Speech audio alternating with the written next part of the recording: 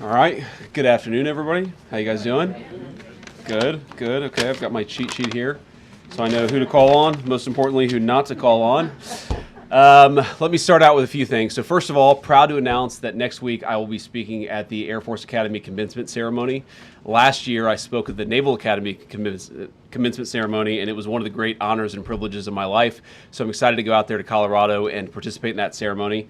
The second thing is I want to highlight a little bit some of the work that we've been doing, the great work our team has been doing on the anti-fraud task force, where we have caught just in the last couple of months billions upon billions of dollars of fraud in our hospice system, in our Medicaid system, in our Medicare system, in our immigration system. We've seen hundreds of millions of dollars of fraudulent loans that were being handed out through the Small Business Administration that we've identified and stopped.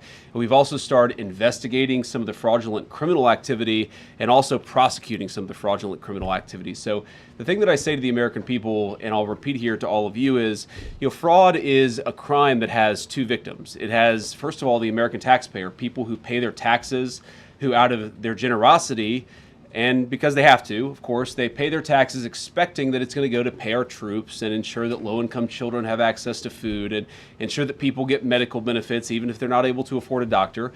I think it's a great thing about our country is that we have this generosity of spirit where we take care of one another, but fraud takes that away from us because it steals money from the taxpayer when they pay their taxes, and it also steals money from innocent people who are meant to benefit from these programs but can't when the money runs dry because it's gone to fraudsters instead of the people who benefit from it or should benefit from it. So we're going to keep that work up. The President of the United States has been very clear that he wants us to focus on fraud. He wants us to prosecute the fraudsters, and he wants us to save the American people as much money as we possibly can. So we're going to keep at it. We're very proud of that work, and importantly, very proud of the team who've done an incredible job. And then finally, just to give an update on the Iran negotiation, the Iran situation, I just talked to the president very briefly before I came out here. It's actually a very simple proposition here. There are two options, two pathways we can go down when it comes to the Iran situation. So step back for a little bit. What the President of the United States has said is, number one, Iran can never have a nuclear weapon. And I think it's important for the American people and all of you to appreciate that when we say that, it's not just that Iran cannot have a nuclear weapon, it's what would happen if the Iranians did get a nuclear weapon. We know that a lot of nations all across the Gulf would then want their own nuclear weapon, and then a lot of nations all across the world. And what has been a very effective bright spot of American foreign policy really for the last 20 or so years would disappear overnight. If you have every country in the world scrambling to try to get a nuclear weapon, it would make us all much less safe. And Iran would really be the first domino and what would set off a nuclear arms race all over the world. That's very, very bad for the safety of our country. As the father of 3 young kids, I don't want them to inherit a world where 20 additional regimes, half of them very dangerous and very sympathetic to terrorists, have nuclear weapons. We want to keep the number of countries that have nuclear weapons small, and that's why Iran cannot have a nuclear weapon, on top of all the other things that we might be worried about, that they themselves could use it, that they could use it in leverage in economic control or economic negotiations. We just don't want them to have a nuclear weapon. Now, what we did here is that we effectively degraded their conventional military capability. That has been done. That has been successfully done. You could always do a little bit more, but where we are now is the president has asked us, has told us to aggressively negotiate with the Iranians. Why did I go to Islamabad, Pakistan? Why did I spend, I think, probably 22 hours on a plane going there, 24 hours coming back, and then 21 hours on the ground negotiating with the Iranians? Is because we wanted to show a sign of good faith. The Vice President of the United States is willing to cut a deal so long as the Iranians are willing to meet us, again, on that core issue of never having a nuclear weapon.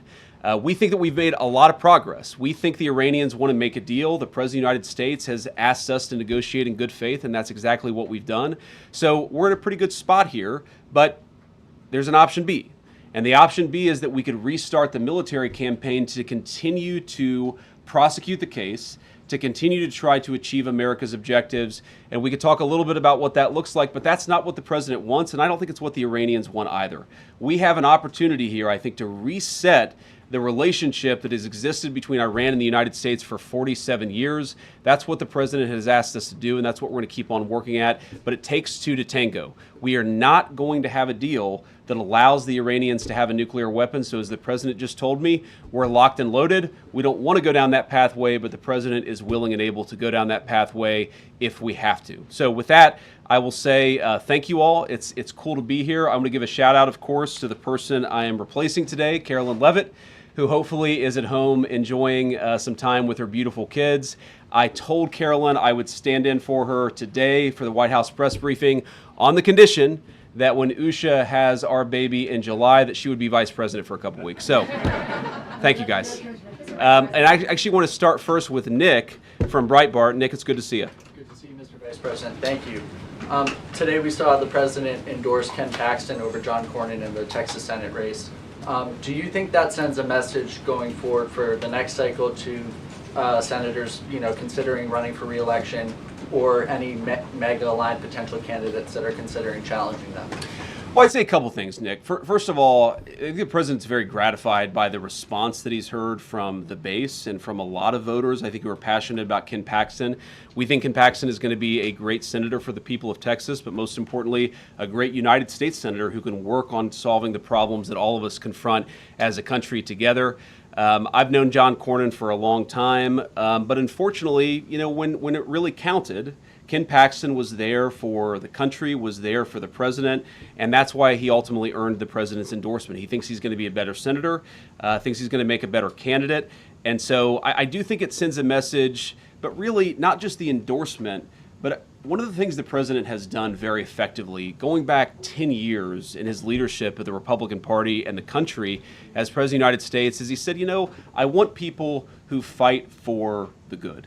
I want people who can't be bought by corporate lobbyists, who can't be bought by Wall Street, who can't be bought by special interests, who are going to go to Washington and fight for the people who actually elected them to those positions. And I think one of the things we've seen in the Republican Party, while I can't say that all of our representatives are perfect or all of our senators are perfect, we have seen a much better crop of talent come into Washington since Donald Trump has been the leader of the party and the leader of the movement. I do think we're going to continue to see that happening. But I think the message that people should take from this is fundamentally, you have got to serve the people who sent you.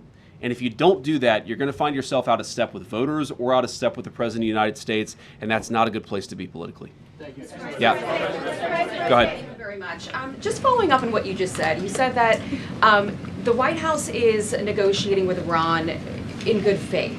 I think Americans tend to believe that, but what is it about the Iranian side that you personally have seen where you believe that they are negotiating with us in good faith?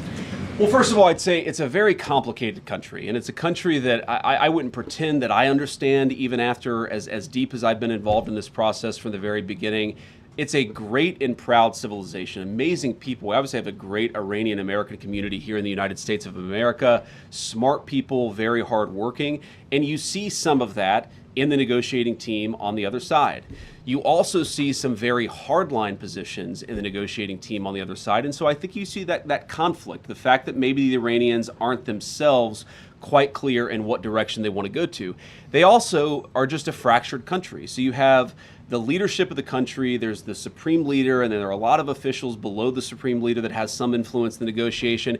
It's not sometimes totally clear what the negotiating position of the team is. And I don't know if that's sometimes bad communication, if that's bad faith.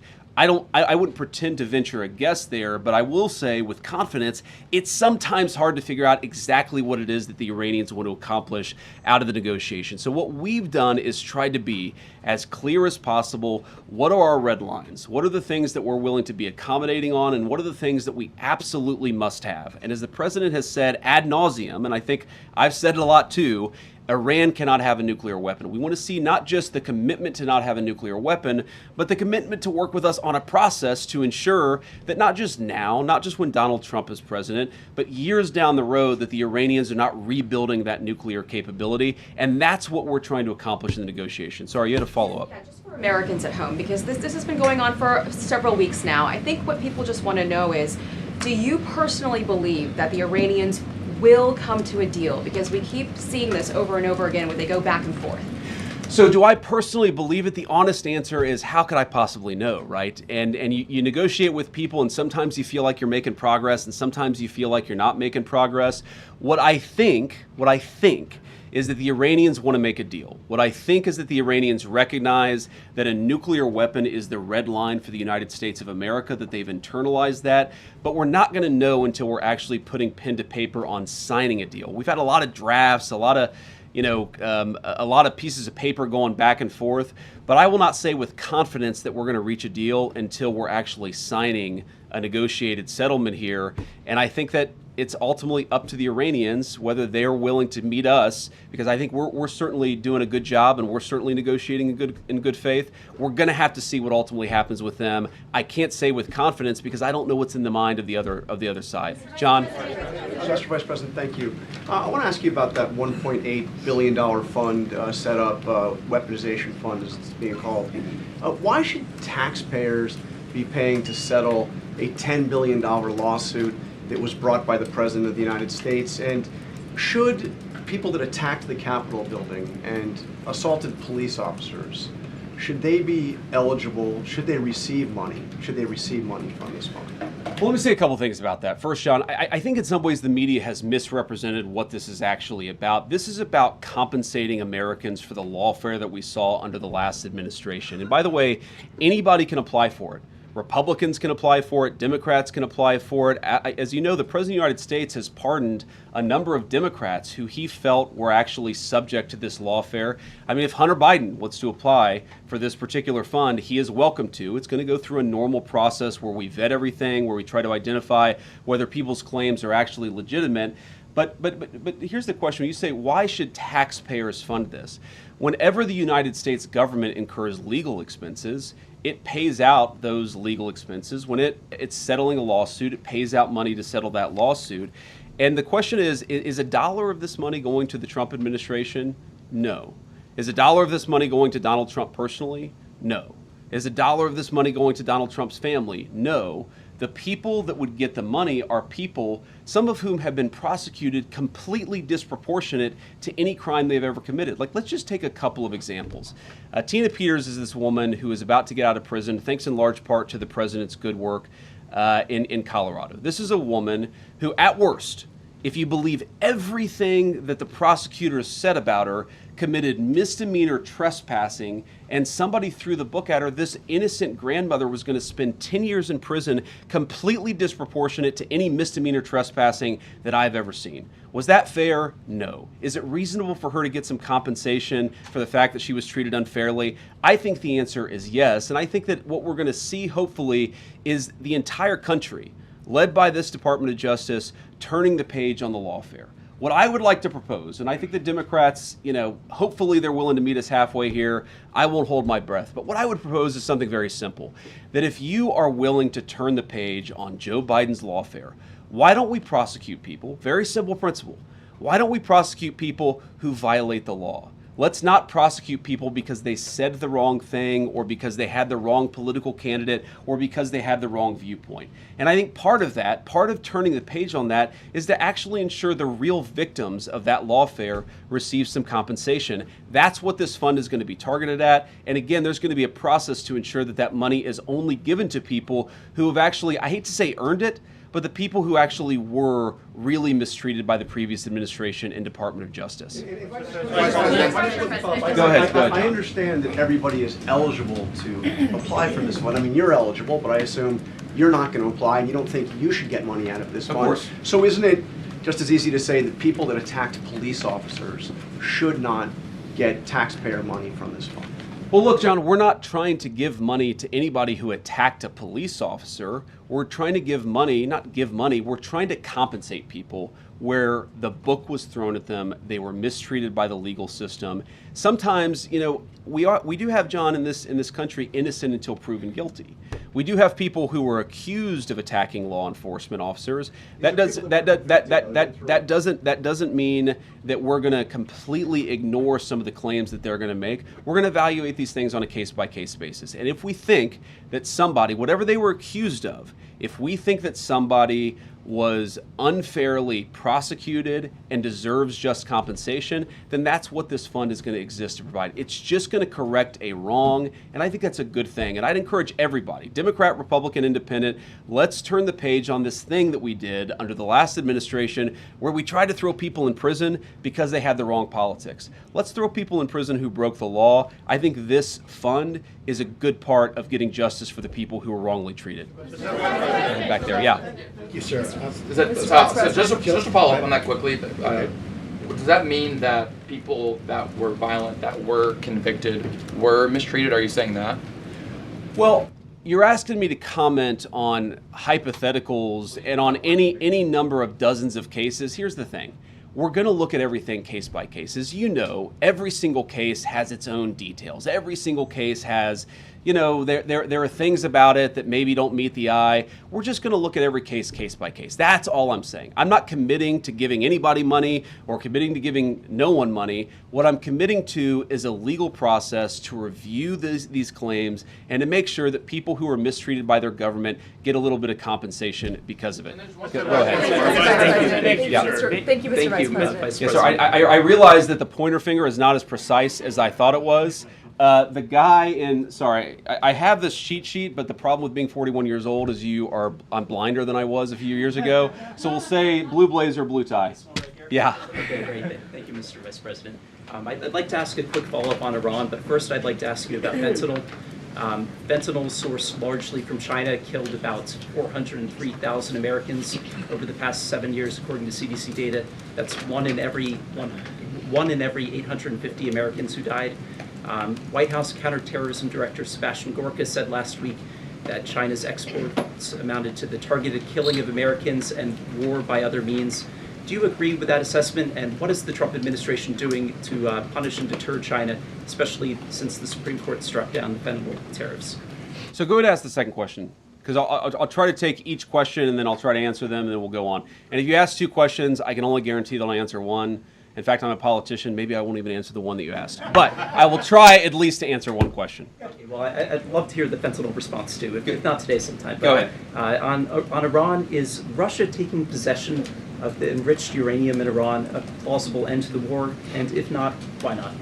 So first, on the Russia taking possession of the enriched uranium, look, these things are being discussed through negotiation. That is not currently our plan. That has never been our plan. I've seen some reporting on that. I don't know where it comes from, but the president's going to continue to negotiate a deal. So that is not currently the plan of the United States government. The Iranians have not raised it. My sense is that's not something the Iranians would be particularly excited about, and I know the president isn't particularly excited about it either, but who knows? I'm not going to make pre-commitments in a negotiation on any particular topic.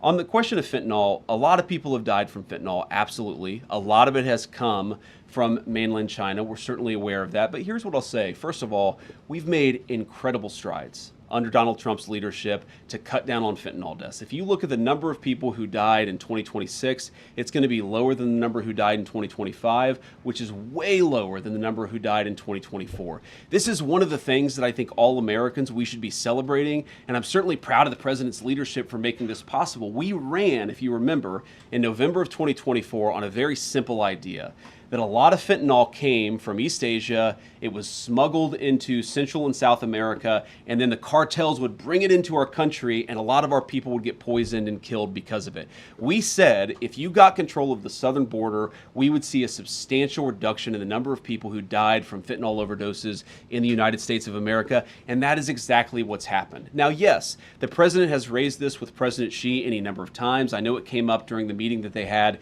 in China just last week, but it's come up in any number of phone calls, and our sense is that President Xi has been willing to work with us on this, and obviously we want to continue to ensure that the Chinese work with us as much as possible because we don't want our people to be poisoned. So we'll keep working on that issue with the Chinese. There's been, I think, a big amount of progress that's been made, but of course we can make a lot more progress, and we're certainly going to be committed to doing exactly that. Right. Yeah. White jacket, sorry. Oh, hey, yeah, Natalie with Washington Natalie, Post. thank you. Yeah, thank you, Mr. Vice President. Does the government need to create a new mandatory review process for new AI models, given the concerns about mythos? And secondly, in a few days, Pope Leo is going to release his encyclical on artificial intelligence. What influence, if any, do you see the Pope's guidance on AI having to broader society?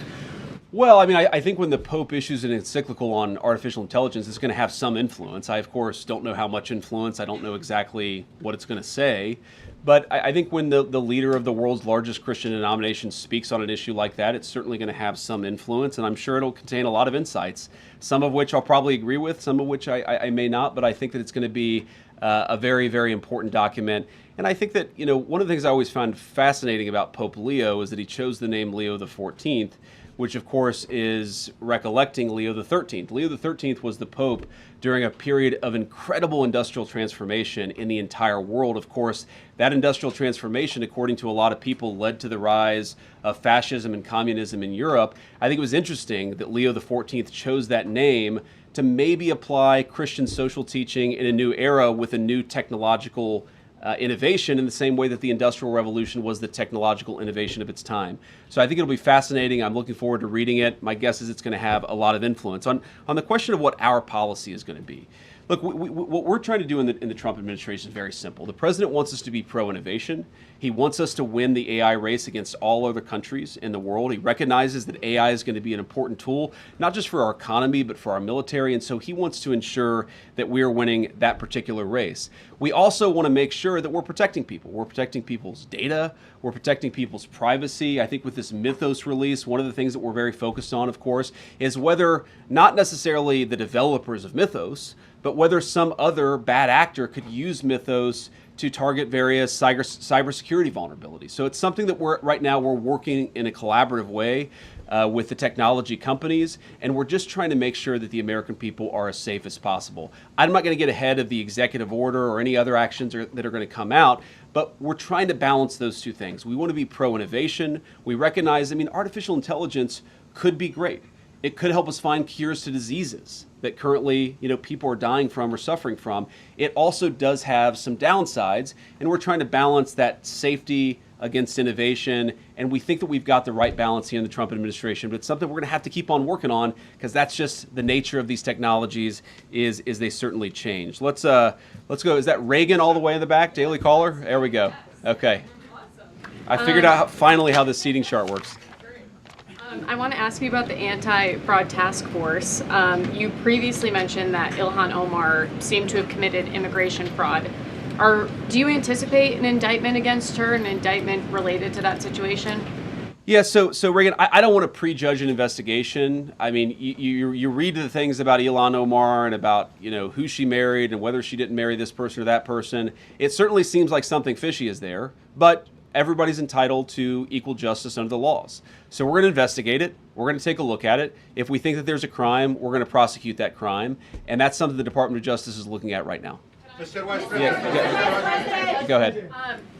Based on what you've seen during your work on this anti-fraud task force, do you believe anything should change about our immigration or refugee policies to stop fraud in the United States? Well, yeah. I mean, look, one thing I'd say is that the biggest immigration fraud that existed under the Biden administration, it's not just that they let a flood of people across the southern border. That was obviously a very major problem and something I'm proud of the president for stopping. But it's also that they allowed the asylum and refugee claimant process to become totally fraudulent.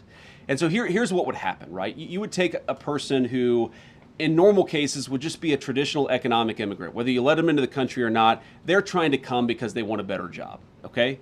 They would come into the country and say that they were fleeing persecution, and they would say that they were an asylum claimant. And then effectively what the Biden administration would do is say, okay, you're an asylee, go into the interior of the country, here's a work permit, maybe come back in 10 or 12 years for your hearing on whether you actually have a legitimate asylum claim. So what did that mean? That meant that person was just completely given amnesty and released into the interior of the country.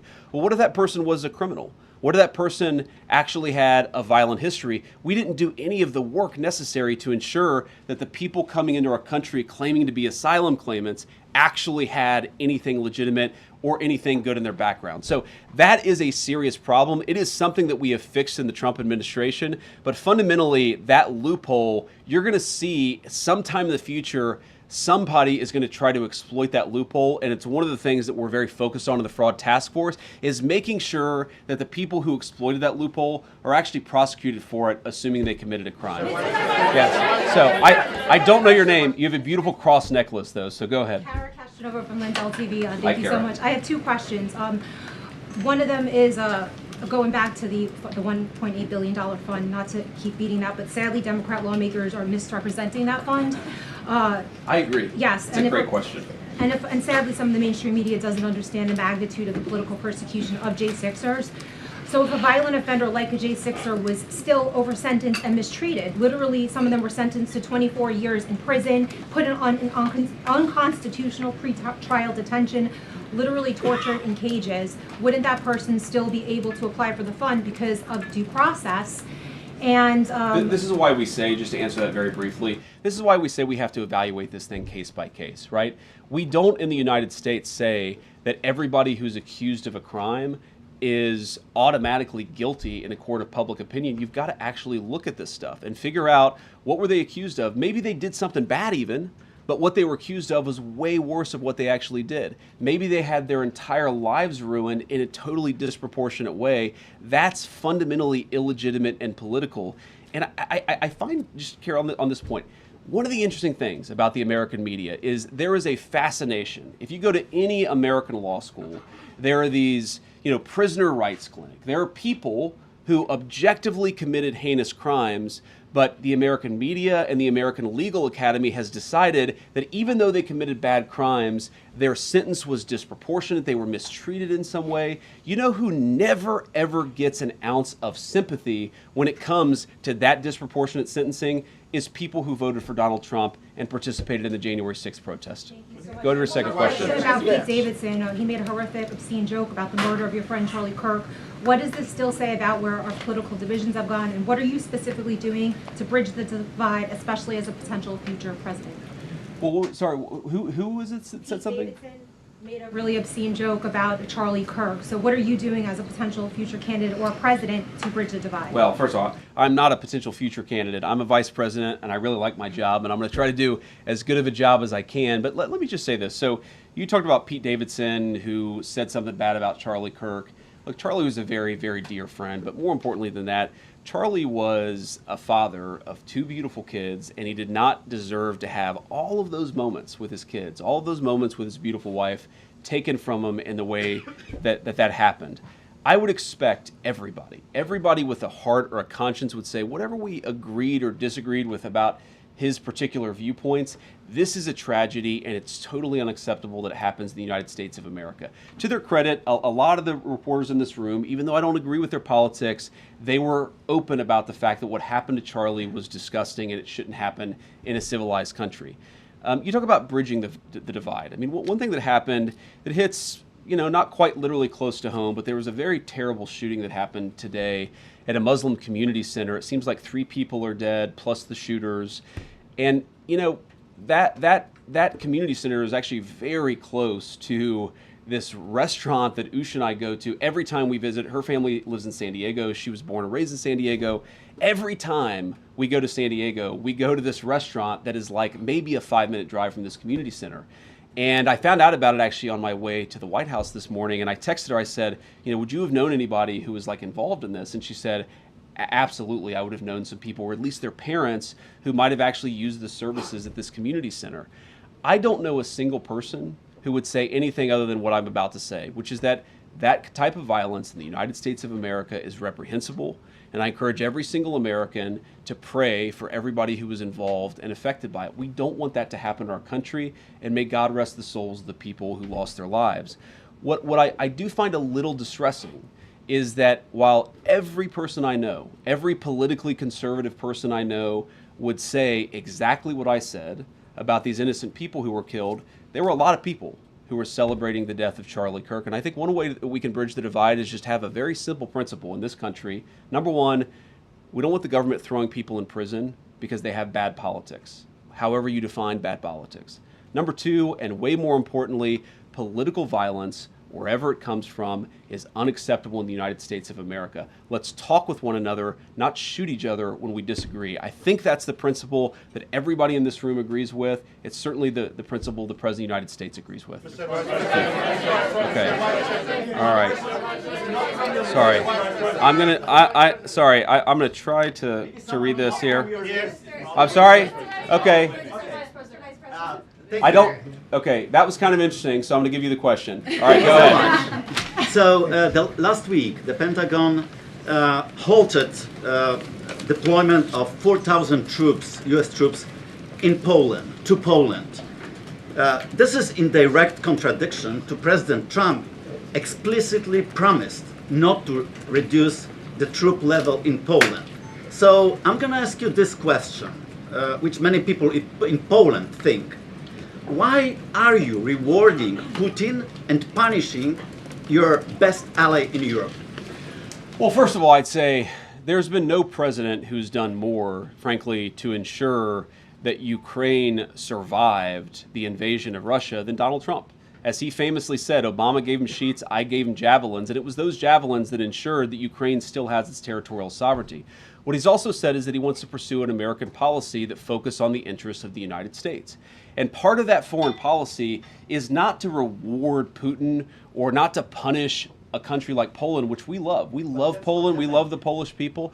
No. What we're trying to do, what our foreign policy is geared towards, is promoting European independence and sovereignty. We want Europe to take more ownership over its own territorial integrity. We want Europe to step up in a big way. Now, I think you said 4,000 troops. We've not reduced the troop levels in Poland by 4,000 troops. What we did is that we delayed a troop deployment that was going to go to Poland. That's not a reduction. That's just a standard delay in rotation that sometimes happens in these situations. But here's the fundamental problem. Poland is capable of defending itself with a lot of support from the United States. We're not talking about pulling every single American troop out of Europe. We're talking about shifting some resources around in a way that maximizes American security. I don't think that's bad for Europe. That's encouraging Europe to take more ownership. The United States cannot be the policeman of the world. We want to be good allies. We want to make sure that our troop presence promotes regional stability in Europe. The president has not said, though he could, the president has not said that he's taken all of the troops out of Europe, but Europe has to stand on its own 2 feet. And that's something that he's been consistent of, frankly, not even since the beginning of this administration, going back to the first administration, is we have got to have more sovereignty and more of Europe standing on its own 2 feet. That will continue to be our policy in Europe. Those troops will go eventually to Poland?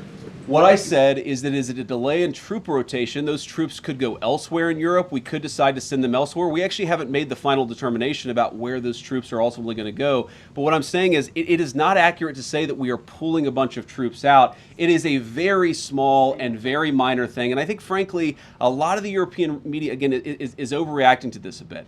And here's one thing I'll say about this. Look, I have, for my entire life, I'm 41 years old. For my entire life, I have heard chirping from the European media about everything that's wrong with the United States of America. We don't have this. We don't have that. We don't spend enough on health care, even though part of the reason why we spend so much on defense was because we have tens of thousands of troops in Europe. I think that if the European media wants to attack the President of the United States, they need to start looking in the mirror. All he has said is that we're going to be good allies, we're going to be good friends, we're going to be trading partners, but it is reasonable for Europe to take a little bit more ownership over its continental integrity. Caitlin. Vice President, I have a question on the war, but just to follow up, you previously told me that anyone who assaulted a police officer on January 6th should go to prison. So why not rule out giving them taxpayer-funded money? Well, Caitlin, what I said is we're going to look at everything case by case. But why not rule it out? Because, Caitlin, there are people who I don't know their individual circumstances, and I don't rule things out categorically when I know nothing about a person's individual circumstances. Let's say a person is accused, let's say hypothetically, a person is accused of doing something that they never actually did, that they got a kangaroo court, that they had a judge who mistreated them. I think that we should look at those things case by case. We're not making commitments to give anybody money. We're just making commitments to look at things case by case. But just to follow up on the war, you last week denied that the president said he was not taking Americans' financial situations into consideration when he's making decisions on the Iran war. He was asked about that again. He stood by it, called it a perfect statement, and said he would make it again. Do you believe that Americans' financial situations should be taken into consideration when you're making decisions as an administration about the war? See, Caitlin, what you did is you misrepresented the question that I was asked, and then you misrepresented the answer that I gave. What I said is that a question that was asked where the president allegedly said that he didn't care about Americans' financial situations. He never said that. What he said is that it was totally taken out of context. What he said is that when he is negotiating with the Iranians, he's focused on the national security objectives that he's trying to achieve. Of course, the president has a mandate to be focused on a number of things. And I guarantee you every single day, I have conversations with him about it. Every single day, he's worried about his fellow Americans. He wants them to be prosperous. He wants them to thrive. He wants them to have good jobs. That's why we've done the things and taken the steps that we've taken in order to create record job growth, in order to create record wage growth, in order to induce trillions of dollars of new investment into our country. That's because he cares about that stuff. What he also said is that when he's talking to the Iranians, he's talking to the Iranians about questions, of course, of national security, like their nuclear program. You could hold two thoughts in your head at the same time, that the president cares about financial security for Americans, but also when he's negotiating with the Iranians, he's talking about the issues that are germane to the concerns of that particular conflict. Just going back to the price tag for this DOJ fund, $1.8 billion. You have people that can't afford groceries. Gas is high. People are making sacrifices in their personal lives to accommodate for this rise in prices. People are telling us that they feel financially worse off. They're very concerned about the uncertainty. How can you justify that amount of taxpayer money for that fund when people are struggling? What do you say to Americans who wonder why this fund is getting all this money and I can't afford basic life amenities? Well, let me say a couple things about that. First of all, you said $1.8 billion, and it's important for people to realize we're not just writing a $1.8 billion check. We're going to take a lot of people who are going to apply and say that they have been mistreated by their government. We're going to handle those situations case by case, and if we determine they were in fact mistreated by their government, we think it's reasonable to give them just compensation. But when you talk about funds and pots of money that are out there, I mean, thanks to Donald Trump's leadership and the working families tax cut, we put $40 billion into a rural health care fund in order to stop the closure, or at least prevent some closure, of rural hospitals and rural clinics that had been decimated under the Biden administration. We had a piece of tax legislation that put hundreds of billions of dollars into the pockets of families. No taxes on Social Security, no taxes on overtime, no taxes on tips. So I reject the idea that we can't walk and chew gum at the same time. We can give just compensation to people who are mistreated by the government. We can also make sure that the American people, we do everything that we can to make their lives better, to make them more prosperous, to give them better jobs. That is the primary focus of Donald J. Trump's White House. That's the question all of us ask every single day, is how do we make our fellow citizens more prosperous? We can do that while also taking care of people who were mistreated by the last administration. Go ahead, sir. Yeah. Thank you, Mr. Vice President. Thank you very much, Mr. Vice President. Mr. Kurd is here. After the ceasefire with Iran, drone and missile attacks on the Kurdistan region have not stopped. That happened yesterday as well. What is your position on this issue, and what do you expect from the new Iraqi government regarding the control of militias? Well, as you know, you've asked the president this question before, and we certainly love the people of Kurdistan. Anytime that drone attacks or missile attacks are hitting anybody, but particularly civilian populations, that's not something we like to see at all. And it's one of the things that sometimes happens. Unfortunately, these ceasefires, they're not always perfect. We've seen that in Gaza. We've seen that certainly in Iran and some of its neighbors. But we have seen a significant reduction in violence over the last few weeks of the ceasefire. And look, fundamentally, the president's been quite clear. This is going to go, again, in one of two directions. We're going to restart the war, which is not the preference of the president of the United States. We're going to restart the operation, or we're going to strike a deal And I think that's an important thing. That's what we're focused on, and that's what we're going to keep on working towards. Okay. It is very... Okay. In like the purple dress there, yeah. Go ahead. Thank you, Mr. Vice President. No, go ahead. Thank you so much, Mr. Vice President. Rowena Ortiz with Turning Point USA. There has been an uptick in religious violence across the country. What's your message to protect people across all faiths in America? I appreciate that question. Obviously, Turning Points would know a lot about this issue. As we talked about earlier, you guys have been the subject of a fair amount of violence yourself. I guess what I would say is the principle of religious violence is particularly disgusting, especially in the United States of America. And as a devout Christian, I would say it's one of the most anti-Christian things and anti-American things that you could do.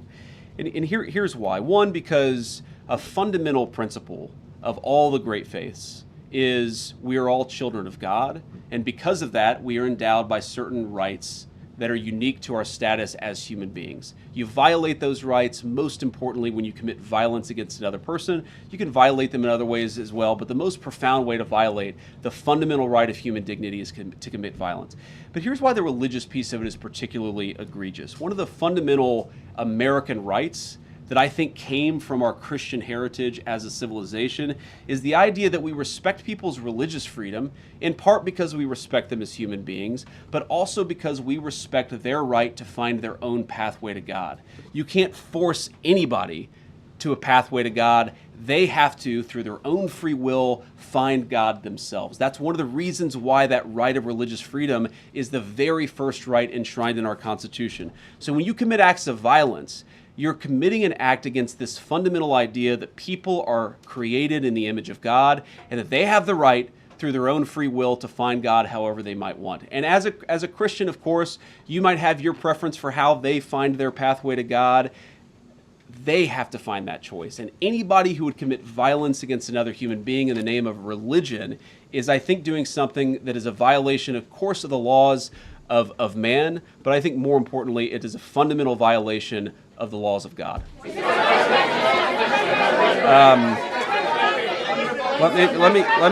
me go with. Okay, Garrett, you have your hand up. Garrett, that's right. That's right. Yeah. Okay. Thank you, Mr. Vice President. Midterms are well underway. You've got voters going to the polls in 6 states today. You and the president ran on a platform that included no new wars, cutting gas prices, cutting inflation. What do you say to the people who are going to the polls today and who feel like those promises are unkept? Well, I'd say a few things. First of all, we've delivered great wins for the American people. We ran on delivering tax cuts to the American people, which we did, the largest tax cuts in American history. We ran on cutting taxes, particularly on people who were working on overtime, working on tips. We cut taxes for those Americans. We ran on the promise of bringing investment back into the United States of America, that rather than factory closures, we were going to have factories opening. And we've seen both construction jobs and manufacturing, but also manufacturing jobs have great rebounds under the Trump administration and under our leadership. We are very aware that because of what's going on in the Middle East, gas prices have gone up and a lot of Americans are struggling because of that. Our view is that it is a temporary increase. We're taking a number of steps to try to push back against it and try to ensure that Americans are paying as little at the pump as possible. But I feel quite confident after we've taken care of business in the Middle East, those prices are going to come down. And there have been a lot of prices, as you know, a lot of prices from rent to housing, where we still got a lot of work to do, but we do see some real progress made across the economy on pricing, but also on people's jobs. Okay. I have John. I'm going to call on John. I'm just going to start calling John Roche. Yes. Thank you. Great to see you too. Thank you. So Trump initially said that the war would last 6 weeks. We are now, it's been going on for 11 weeks and 3 days. What's your message to the American people as to why it's gone on so long and it hasn't ended yet? Well, first of all, the president said it's going to be a short-term operation, and I think that has proven out to be true. The active period of conflict lasted about 5.5 weeks, and now we've been in this ceasefire where we're trying to get a negotiated settlement that gets the American people the things that we need for our national security. So I've said before that we're going to go one of two options here. We're going to have a good settlement that actually gets the American people what they need, or we're going to go back to a kinetic operation. Obviously, the president prefers to get that settlement. I think the Iranians prefer to get that settlement. But regardless of what direction the president ultimately goes down, whatever he ultimately decides, I think it's important for the American people to know two things. Number one, it will be for their security and their prosperity. That's why we're doing this. And number two, this is not going to be the sort of thing that lasts forever. I think a lot of Americans, especially in my generation, who are worried about forever, endless conflicts, we have to remember, I think you said 11 weeks, a big chunk of that has been a ceasefire. This is not a forever war. We're going to take care of business and come home. That's what the president's promised, and that's exactly what he's going to deliver. Go ahead. Yes.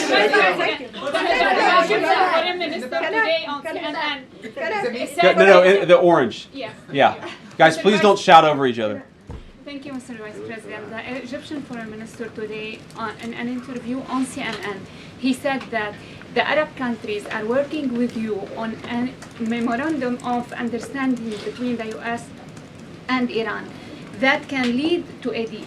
Can you confirm that? And one other question also on Iran. You've spent over than 20 hours with the Iranian negotiating. Do you believe that other countries may be able to achieve what those negotiations could not? Well, I think that the purpose of our initial negotiation was, one, to establish some relationships between two countries that hadn't talked directly in a very, very long time. And number two, just to get the pathway started to negotiation.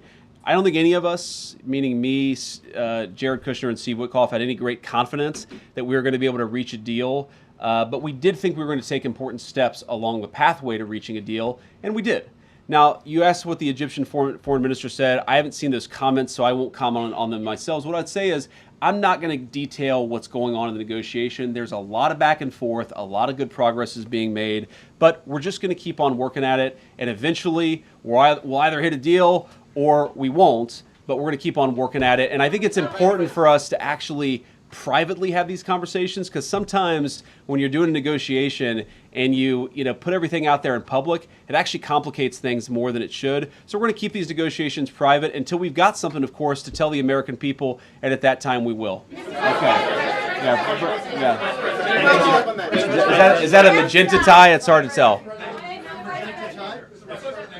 Like a purple tie there, right? Thank you, Mr. Vice President. So this guy insists that he has the real purple tie. So I'll give you a question too. Go ahead. Thank you, Mr. Vice President. Two questions for you, one on Iran and one on China, given the President's trip last week to Beijing. On Iran, you met on April the 11th with Iranian negotiators, including the foreign minister. Is it your sense, Mr. Vice President, that they're just stringing the U.S. along? That's the sense from lawmakers from both parties. And then on China, you come from a state that manufactures a lot of automobiles. Is it your sense that within this term that you have with the President, that China-branded vehicles will be sold right here in America?